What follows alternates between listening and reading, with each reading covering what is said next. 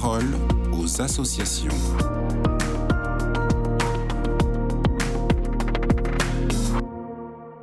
Dans la parole aux associations d'aujourd'hui, nous recevons Marin Izoard. Vous êtes chargé de la communication à l'association Le Rocher. Pouvez-vous tout d'abord peut-être vous présenter ? Bonjour, merci beaucoup de me recevoir. Donc Marin Izoard.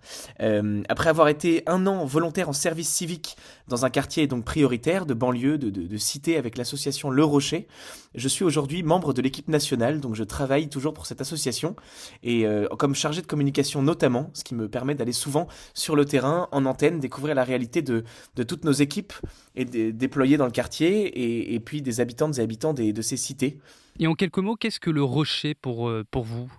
Donc le Rocher est une association qui a été créée il y a plus de 20 ans maintenant, face à ce qu'on appelait déjà à l'époque la fracture sociale que l'on vit au cœur de notre pays. Donc ces vraies dissensions, ces éloignements de quartiers qui sont périphériques et qui sont en proie à divers types de pauvreté, qu'elles soient socio-économiques, culturelles, d'accès à l'emploi, etc.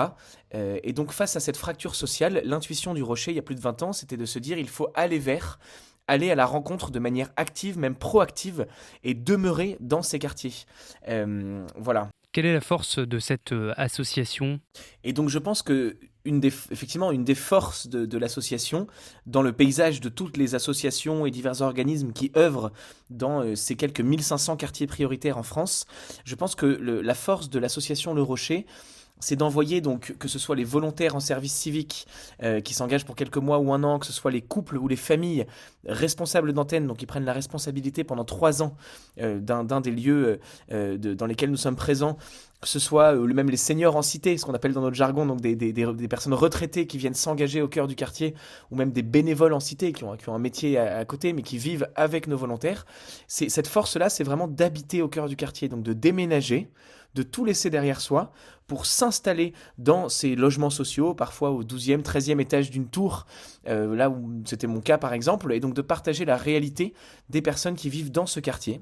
Et donc de cette manière, c'est un vrai lien de confiance qui peut être généré. Donc la mission démarre dès le pas de la porte et on s'engage dans une rencontre donc une rencontre active, donc que ce soit à travers du porte-à-porte, des tours de rue, que ce soit dans l'ascenseur en descendant, que ce soit à travers divers modes de rencontre.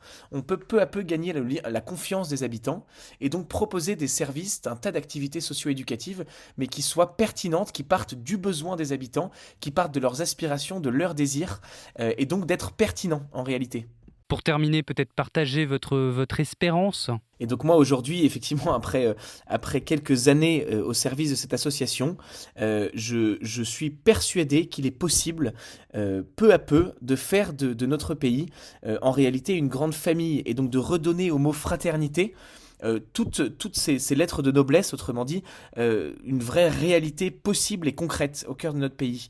Et j'ai en tête toutes ces familles dont le fils est à l'accompagnement scolaire, dont un des grands a été aidé dans ses choix de stage, à l'insertion professionnelle, dont la mère est aux ateliers de français, et on retrouve toute cette famille au repas saveur du monde du samedi ou du dimanche, amenant des spécialités locales, qu'elles soient marocaines, tunisiennes, et donc ces tagines, ces couscous qui sont à côté des quiches lorraines amenées par des personnes issues d'autres quartiers, plus nantis, etc. Que cette rencontre est possible, que ça fait plus de 20 ans que nous la vivons, et j'invite vraiment toutes les personnes qui le peuvent à venir au cœur des quartiers, donc dans nos antennes, qui sont des vrais lieux de passage, des vrais ponts vers des vrais ponts au service de la rencontre. Voilà. Merci beaucoup Marin Izoard, je le rappelle, vous êtes chargé de la communication à l'association Le Rocher. Pour plus d'informations sur l'association, rendez-vous donc sur le site assolerocher.org. Très belle journée à vous.